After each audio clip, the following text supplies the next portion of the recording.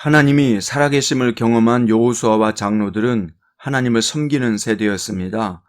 그런데 그들이 죽은 후 이스라엘 백성은 급속도로 우상 숭배의 죄에 빠졌습니다. 이스라엘 백성은 하나님의 신실하신 약속의 성취 안에 살면서도 그 은혜를 잊어버리고 만 것입니다. 그들이 하나님을 거역하고 우상 숭배의 죄로 타락한 이유는 무엇일까요? 오늘 본문은 사사기에서 2장 1절부터 10절입니다. 그 중에서 8절부터 10절까지 읽겠습니다.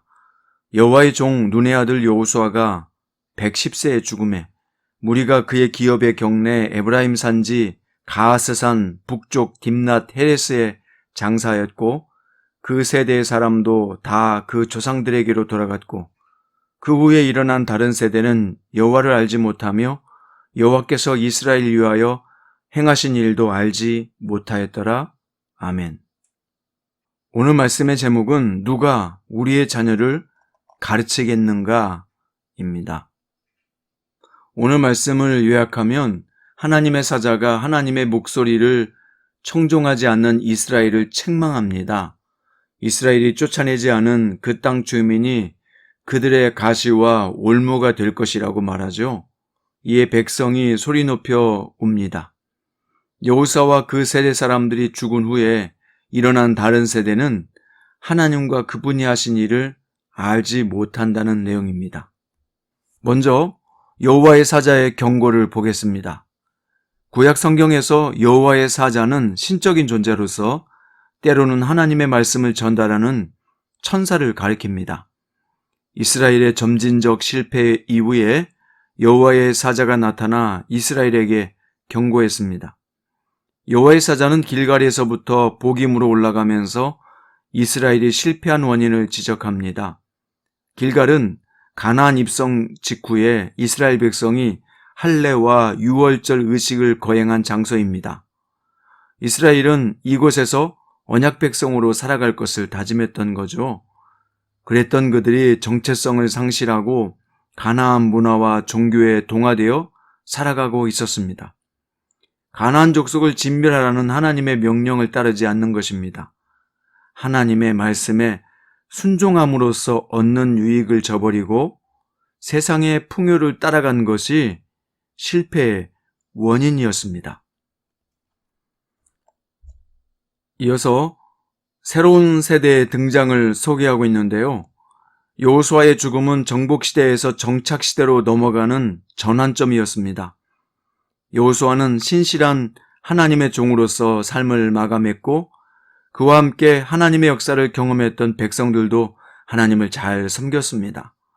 그러나 이후에 일어난 세대는 하나님과 그분의 역사를 알지 못했다는 겁니다. 부모 세대가 하나님이 하신 일을 전하지 못했기 때문에 새로운 세대가 하나님을 아는 것에 대해서 소중함을 깨닫지 못한 것입니다. 눈에 보이는 땅은 전수되었지만 눈에 보이지 않는 유산인 신앙은 계승되지 못한 것입니다. 그 결과 시대가 바뀌어 등장한 세대에는 이전과 완전히 다른 세대가 되고 말았습니다. 신앙은 성도가 다음 세대에 전수해야 하는 가장 소중한 유산입니다. 오늘은 팀 켈러 목사님의 태어남에 관하여 라고 하는 내용을 읽어드리겠습니다. 일주일에 한 번 자녀를 교회에 데려가는 것만으로 자녀를 사려 깊은 그리스도인으로 길러낼 수 있다고 생각하면 이는 오산이다. 자녀가 겉으로는 성경에 기록된 내용을 믿는다고 고백할지라도 마음속 뿌리 깊은 습성과 직관적 판단 기준이 성경과 무관하다면 결국 자녀는 믿음을 떠나게 된다. 일상생활의 말씀의 규범을 구체적으로 적용하려면 날마다 수많은 선택의 기로에서 그날 내린 결정과 행동이 예수님과 그분의 복음에 부합하는지 자녀와 대화해야 한다. 하나님 명령이 추상적 신념이 아니라 그것을 자녀의 손목과 미간에 두어야 함을 알려주어야 한다. 그리스도를 믿고 경험하는 대로 매일의 생각과 행동이 빚어진다는 사실을 가르쳐야 한다. 그리고 무엇보다도 부모 자신이 먼저 믿고 고백하는 대로 살아야 한다. 우리 자녀들은 복음에 기초한 도덕 가치와 성품이 주변 사람들 속에 실제로 구현되는 모습을 보아야 한다. 예수님의 희생으로 말미암은 은혜의 복음을 머리가 아니라 마음으로 깨닫고 그 삶의 모델을 경험할 때 우리 자녀들은 스스로 원해서 정의를 행하고 정직해질 것이다. 또한 미워하고 다투던 사람과 화해하고 순결을 지킬 것이다. 세상은 너만의 진리로 살라라고 우리 자녀를 가르치려 한다.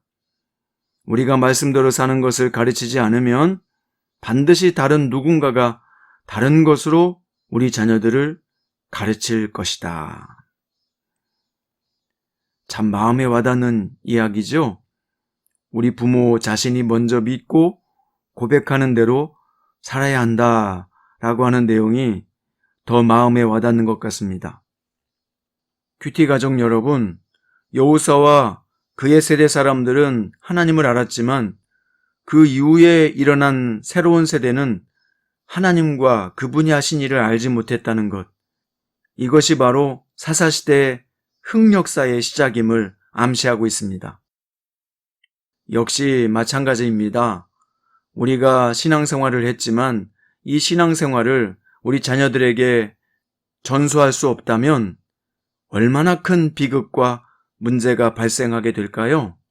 우리 자녀들은 천국에 대한 소망도 없어지고 결국 하나님 자체에 대한 믿음도 사라지게 될 것입니다.